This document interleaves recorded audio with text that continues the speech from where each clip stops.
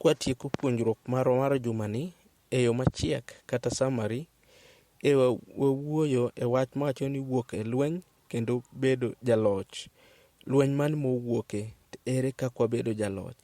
E wach wich momiwa ne wuok e buk mar Daniel 10 kod 19. Jawinjo, nitie weche ariyo madongo mwapuonjore ka.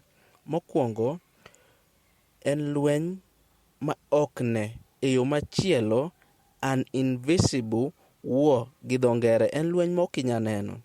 Wach achiel maduong' mayangore e lweny mar ber kod rach en ni lweny ni ok en mar dhano, to wakedo gi joloch, gi joma nigi teko kod ruodhi mag piny motimo mudhoni, kaachiel gi lang' chuny maricho ma ok mag pinyni.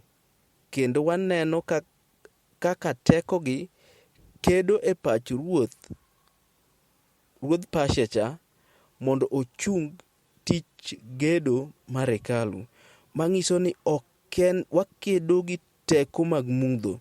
Jawinjo, magi weche mwago kama dongo ni e lweny ma ok wanyal neno ni, the uninvisible war ni, kare nitie teko moko mwakedogo mag mudho, mana kaka ne gikedo e pach ruoth mondo oketh tich mane dhi nyime.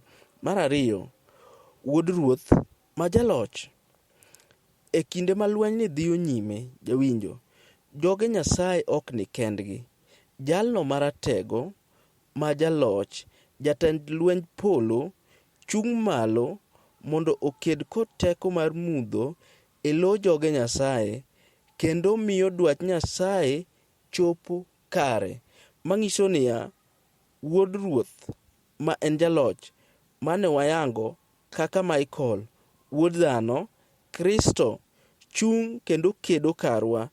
Kosechung' mondo ked karwa, wayudo loch kendo omiyo dwach Nyasaye duto kaka nochane chopo kare. Jawinjo, kok iwinjo gimoro amora, to ae gi weche mogikgi. Lweny mwakedo ni ok en lweny ma wanyalo neno, to en lweny mwakedo gi chunje maricho. Mar ariyo, loch oseyudore kowuok kuom wuod ruoth ma jaloch, gi dho ngere a victorious prince. Oseyudo loch, mang'iso ni osekedonwa kendo oselochonwa. Wan gi chir kod geno ni wambe wan joloch. Erokamano, nyaka wachak warom kendo. Nyasaye mondo med riti.